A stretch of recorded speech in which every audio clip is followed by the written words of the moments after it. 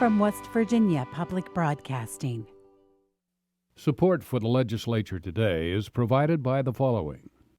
West Virginia University, online at wvu.edu. AARP West Virginia, your ally for real possibilities in the Mountain State. Online at aarp.org/WV. The West Virginia Higher Education Policy Commission, working to double the degrees produced annually in our state by 2025 through increased opportunities for West Virginians to earn the credentials today's economy demands. The High Technology Foundation, building a stronger West Virginia. Online at wvhtf.org. At the Legislature today, members of both the House and Senate are focused on a problem that needs a quick fix: balancing the 2016 budget. What the chairs of the House and Senate Finance Committees say their chambers are doing to find a solution. Common Core was the subject of a public hearing in the House yesterday, and a special report on a program that's helping children who experience a trauma at home return to school. Those stories coming up on the Legislature today.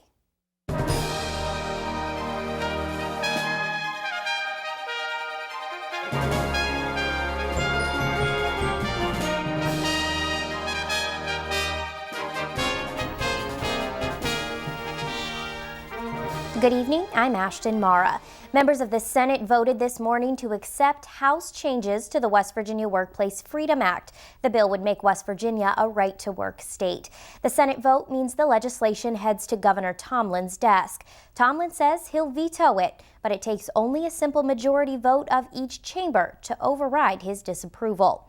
Now that the controversial right to work and prevailing wage repeal are essentially behind them, lawmakers are once again focusing in on the challenge of balancing the state's budget. In such a tight fiscal year, senators are leaning on the governor for guidance.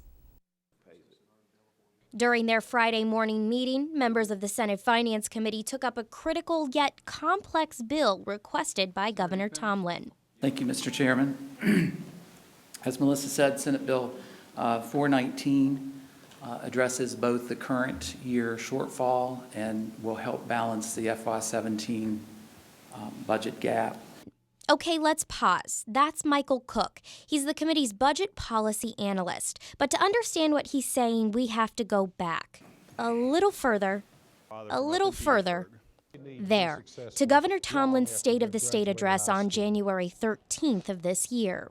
All of us in this chamber tonight, and those watching and listening across the state, know that we're experiencing budget challenges unseen in more than a generation. Those challenges are real.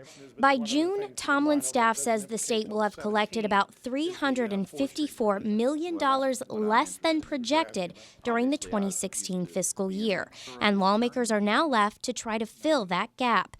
Tomlin offered solutions in his annual speech: an executive order that cut agency budgets by 4%, tax increases, dipping into the rainy day fund, and the bill lawmakers took up today, Senate Bill 419. Tonight, I am introducing legislation to pay off our old workers' compensation debt more than a decade ahead of schedule. Years ago, okay, not that many years ago, better. Years ago, lawmakers implemented a special severance tax on the coal, natural gas, and timber industries. That tax was dedicated to pay off the state's workers' compensation debt, payments that are made to employees injured on the job.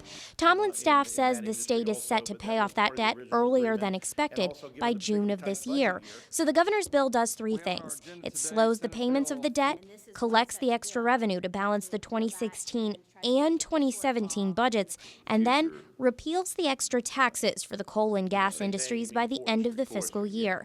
Finance Chair Mike Hall says that offers the reeling industries some relief. There may be hundreds of jobs in the balance here, and this is a balancing act on trying to deal with that reality, at the same time deal with the reality of the state budget. Still, assuming this bill is approved by both chambers and signed by the governor, lawmakers still need to find more than $46 million to make up for the budget shortfall. So where are lawmakers looking? Well, actually, the governor initially proposed, where we're looking, well, that's a good question. The governor wants the legislature to find those dollars in revenue increases, raising the state's tobacco tax and implementing a sales tax on cell phones and landlines by April 1st. Hall says that's just not going to happen. So we're going to have to look at other sources of revenue that exist. You know, there's balances, they're called reappropriated balances and cash balances. And that's just about the only place we can go, is to go expire some of those monies that are laying on the table here and there and bring them back in. But those are one-time monies, dollars that won't be generated again next year through tax collections. It's not a perfect solution, Hall says, but the budget must be balanced by June 30th. The job isn't over, though. Once this year's gap is filled, Tomlin predicts next year the state will be more than $450 million short in revenues. So Hall and his staff are working to prepare a 2017 budget with that in mind. Well, right now I've got a calculator back in my office that shows if you have no new revenue at all, where that money could be found in the agencies, and it's pretty draconian. So I don't think many of those can suffer much more in terms of cuts. So it's not yet in good shape, although what we're doing today with our caucus and with others is going over where we really are with this and what the solution what some solutions may have to be. Hall says there are creative solutions, like spreading payments for pension debts over a longer period of time. But the actual solution hasn't yet been found. What other agencies? In the House, members are also doing what they can to deal with the budget deficit. That includes putting 3 of Governor Tomlin's bills to a vote Monday. Liz McCormick reports. Senate Bills 342, 357, and 360 are all aimed at balancing the 2016 budget. Governor Tomlin's budget officials say the state will end the fiscal year in June with a nearly $400 million budget gap, and West Virginia lawmakers are constitutionally required to balance the budget each fiscal year. House Finance Chairman Delegate Eric Nelson of Kanawha County says the 3 Senate bills were introduced on behalf of the governor and complement each other. In an overall summary, they're basically moving expenditures for Medicaid from the general revenue line item over to lottery. And so the very first bill that'll be up is expiring $53 million from general revenue and moving that to lottery. And within that is roughly $9.8 million that's for Title 19 programs or senior services. And a follow-up bill basically requires immediate expenditures out of lottery for that 9.8 to help fund the Title 19 programs in this fiscal year of 16. Then there is another $10 million that's being expired out of lottery to fund other Medicaid services, leaving roughly $34 million that will be covered in next year's fiscal year. All 3 bills will be up for a vote on Monday in the chamber, combined with funding measures being considered in the Senate and actions already taken by the governor. Nelson says the state is in good shape for the current fiscal year, despite a debate lawmakers had on the floor earlier this week. Democrats are pushing the Republican majority in the House to take on funding shortfalls for PEIA, the state's public employee health care program. But Nelson says that's a task for the 2017 budget. Our current fiscal year, which ends in June, we're fully covered. The employees, there is no change. And so what we're looking at into next fiscal year, 17, that begins July 1, the governor's proposed $40-some million of new monies that will basically, on an 80-20 split, it'll be a shared premium adjustment for the employer as well as the employee. The governor's new monies Nelson refers to would come from an increase in the state's tobacco tax, something that has not yet been proposed to the chamber. For West Virginia Public Broadcasting, I'm Liz McCormick in the House. The House Education Committee held a public hearing yesterday on a bill that repeals the state's Common Core-based education standards. It also requires the State Board of Education to find new standards and new assessments for West Virginia students. Board members voted to repeal those standards in December and replace them with the West Virginia College and Career Ready standards, but lawmakers are not yet ready to give up the fight. Citizens supporting the bill called the state board a fourth branch of government that lacks accountability, but those opposed say education should be left to educators, not politicians. Here's some of the testimony from yesterday's hearing. Common Core is not just about educational standards. It is about who is controlling education. It is about corporate greed and at the expense of our children. It is about the federal government intruding into our classrooms, ignoring the 10th Amendment, and bribing the states. We have sold our state sovereignty and relinquished parental rights for a federal dollar, and this must end. I feel we need a constitutional amendment to get rid of that fourth branch of government. They've been acting in their own interest, not in our children's interest, not in our parents', in their own interest. One instance, Mr. Martirano planned to have a secret panel allowing no one, the press or anyone else, and it was in the paper, there was an article about it. I read it in the Parkersburg paper and cut it out to save. You know, this is an overreach of our Constitution. There is a Freedom of Information Act, and he was bypassing that completely. At a time when the state is facing a budget shortfall of over $350 million, and our public employees face $120 million in cuts to our health care benefits, the legislature proposes another bill to strip the education standards that have been vetted and revised by the professional experts and teachers who spend every day educating our children. How much additional money are we willing to spend debating an issue that won't help our teachers teach? This legislature should move against Common Core and in favor of your own constitutional authority over education. The founders believed that you would fight to defend your constitutional powers. Paraphrasing Alexander Hamilton, he wrote that state legislatures would always be vigilant guardians of the rights of your citizens against encroachments from the federal government, and would be constantly awake to the conduct of the federal government, and would be ready if anything improper appears to sound the alarm to the people, and not only be the voice, but if necessary, the arm of our discontent. So I'm here today requesting that our representatives act as vigilant guardians against encroachments from the federal government upon our rights and the sovereignty of this great state. There are elements in this bill that go way, way too far beyond the authority and, frankly, the capability of the legislature. The Department of Education, with the approval of the State Board, must remain responsible for the research, vetting, and selection of the vendors providing products and services to our students and to our schools.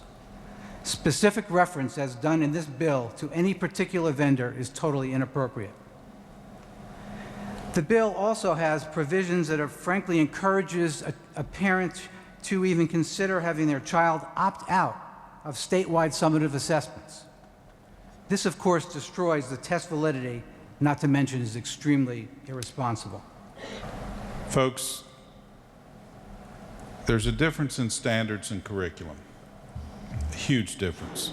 And one of the things that we have to understand is that many years ago, when we adopted the Common Core standards, they were 80% of the standards that we were using before that. It's because there's so many things that you can do in education, and they coincide. So then we go away from the Common Core and we do the next gen standards, and now we go from the next gen to the West Virginia Career and Readiness standards. If you want to do away with the Common Core standards, tell me what we're going to teach. Because there's only so many standards that are out there. There are only so many things you can do. And if you do away with them, and this bill passes that says you cannot do anything related to Common Core standards, that leaves us with about 20% of the things that we can actually teach. Is that really what you want to do? I strongly oppose HB 4014 as written because I view it as a disruptive and a destabilizing bill that will disrupt the educational delivery model. It will prevent our young people from becoming college and career ready. However, I beg one more time. I ask for feedback to engage all individuals in the conversation to improve education. I would just like to do a math problem with everyone. This is a third grade level Common Core math. Add 26 plus 17. The way I learned it when I was in grade school, 6 plus 7, 13, carry the 1, 2 plus 1 is 4, 43. Well, let's do it the Common Core math way. Add 26 plus 17 by breaking apart numbers to make a 10. Use a number that adds with the 6 in 26 to make a 10. Since 6 plus 4 equals 10, use 4. Think 17 equals 4 plus 13. Add 26 plus 4 equals 30. Add 30 plus 13. Well, that equals 43. So 26 plus 17 equals 43. That just seems a little complicated to me, and I have personally spoke to math teachers in West Virginia that are terrified of this new Common Core math.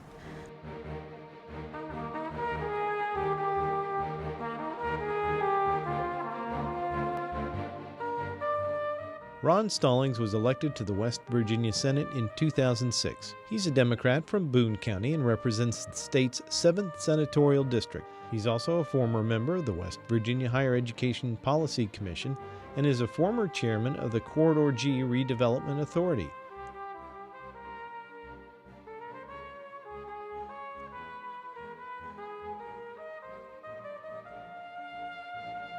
Frank Blackwell is a Democrat from Wyoming County.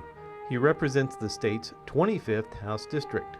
Blackwell was appointed to his seat in January 2016 by Governor Tomlin to replace former Delegate Linda Good Phillips, who resigned.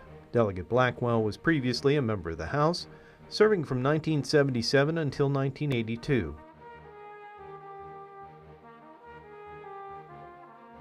Cliff Moore was elected to the House of Delegates in 2004. He's a Democrat from McDowell County and represents the state's 26th House District. Delegate Moore serves as the Assistant Minority Whip and the Minority Chair of the Banking Committee.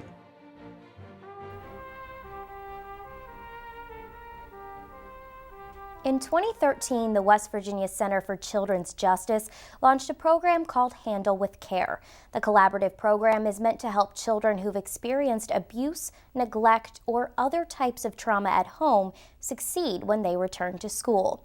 Charleston's Handle with Care initiative is now expanding across the state and in other communities across the nation. Roxy Todd spent a day at Mary C. Snow Elementary School on Charleston's west side, where it all began. Mary C. Snow Elementary School is located in a neighborhood where it can be stressful to be a child. The west side of Charleston has gained a bad reputation for drug crimes and violence, and in 2014, the city of Charleston as a whole saw an increase in both criminal activity and violent crimes. While these crimes are usually committed by adults, that doesn't mean children aren't affected by them. And that's where the Handle with Care program comes into play. If a child is exposed to crime, violence, or abuse, police notify the principal and school counselor by the start of the next school day. Janet Alio is the school nurse at Mary C. Snow. When I first heard about the Handle with Care program, I thought, that's the program for us, because we have probably 75% of our children are in some form of traumatized living environment from a day-to-day situation. Sometimes it's repeated belly aches or repeated headaches. We just had a situation recently where a child who normally doesn't come to the clinic started coming in every morning with a headache, with a headache, with a headache. And so at that, if I see that it becomes a pattern, or if they look like they may be in distress when they come in, then I will go ahead and talk to them, say, well, how was your night? What was, did anything happen over the weekend? But it's not always clear when something traumatic has occurred in a student's life. The first step in the Handle with Care program is when police officers send schools a form after they respond to traumatic events with children present. And this form just merely says the child's name, the date and time of the incident, and that's it. Ms. Helm teaches special ed at Mary C. Snow Elementary.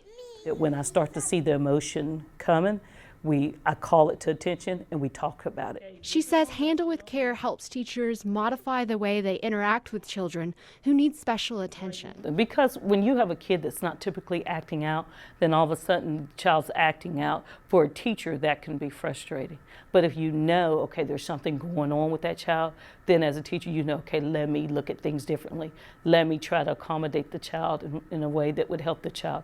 Or let me see if, okay, I can get the counselor to talk with the child at that time. But I think more so when we know that there's something, then we know how to handle it in a different fashion.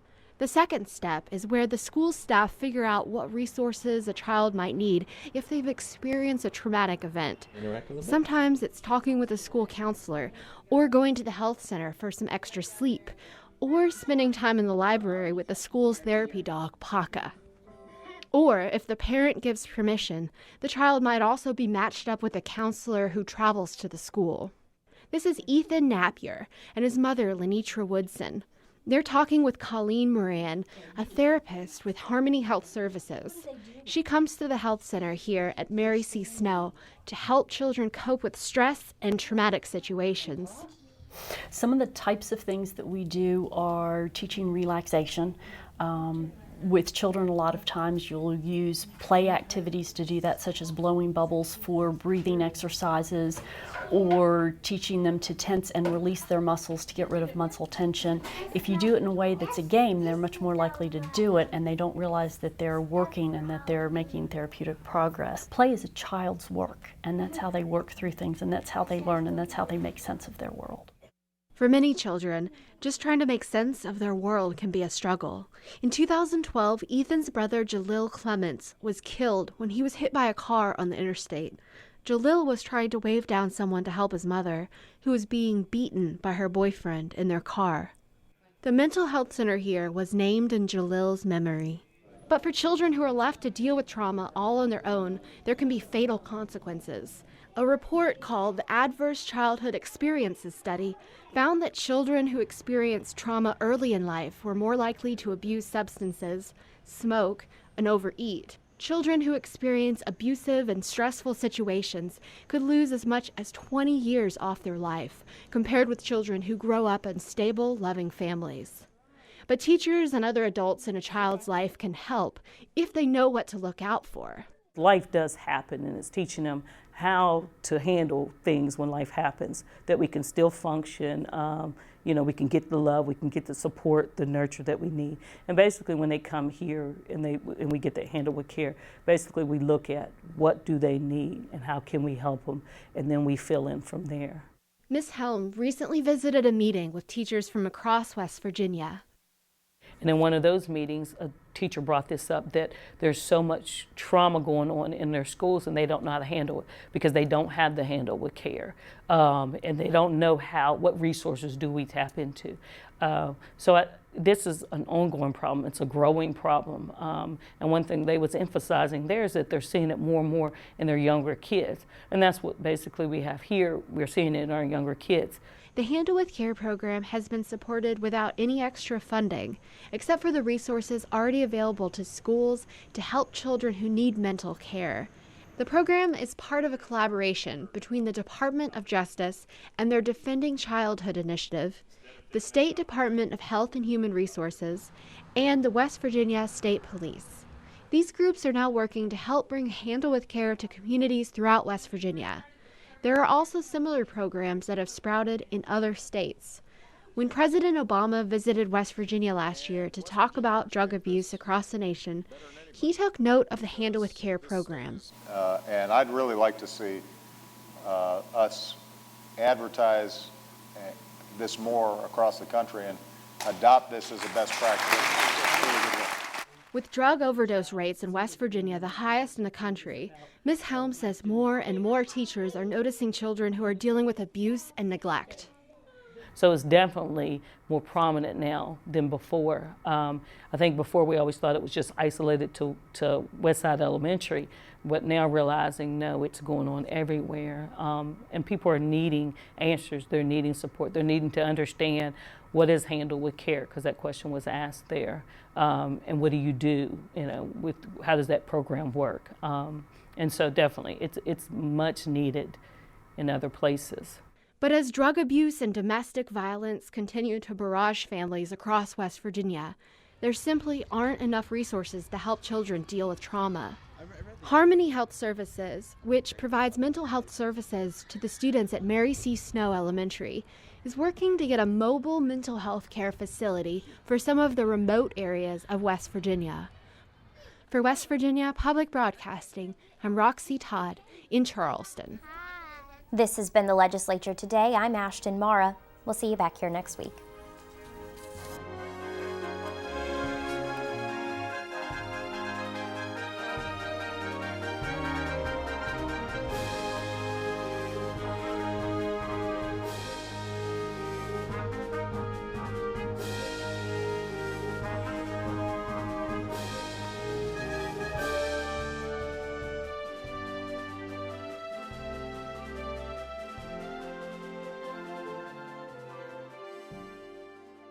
Support for the Legislature Today is provided by the following. West Virginia University, online at wvu.edu. AARP West Virginia, your ally for real possibilities in the Mountain State. Online at aarp.org/WV. The West Virginia Higher Education Policy Commission, working to double the degrees produced annually in our state by 2025 through increased opportunities for West Virginians to earn the credentials today's economy demands. The High Technology Foundation, building a stronger West Virginia. Online at wvhtf.org.